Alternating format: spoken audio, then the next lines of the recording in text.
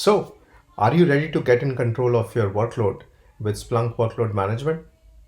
Hi, I'm Shalabh Goel, Product Manager at Splunk, and let me show you how you can achieve that.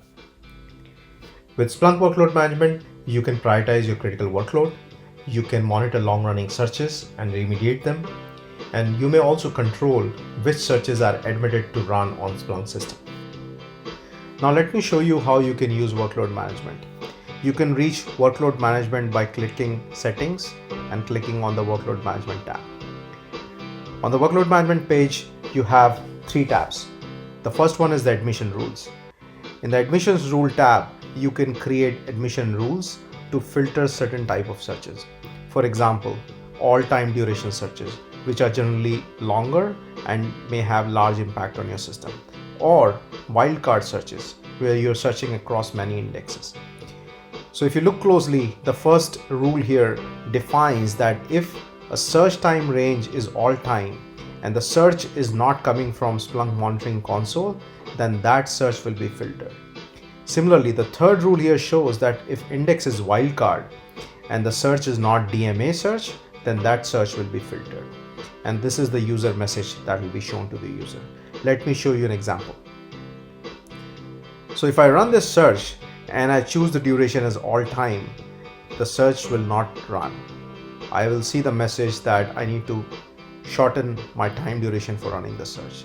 Similarly, if I were to run an index is equal to star search, it will also not run based on the rules that we just defined. So in this way, you can reduce the number of harmful searches that your Splunk system encounters. Now let me show you how you can control your searches when they start executing. Using the workload pools, you can divvy up your Splunk resources in multiple different resource pools. For example, here we have created three different types of search pools: high priority, low priority, and standard. You may put your searches in high priority pool and expect them to run faster because they have larger share of resource allocation. Similarly, on the flip side, if you put certain searches in low priority pool, you may expect them to take longer to run because they have limited resources. Once you define your pools, which are by default defined if you're a Splunk Cloud customer, you can then define your workload rules. Workload rules allow you to create rules on how you place your searches in different pools.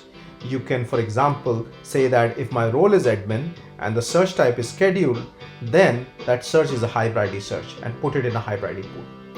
Similarly, you can create different rules that take a search and put it in low priority pool. For example, searches coming from new users. On the other hand, you can also define rules that look for searches that are running for considerable duration and take some remediation action.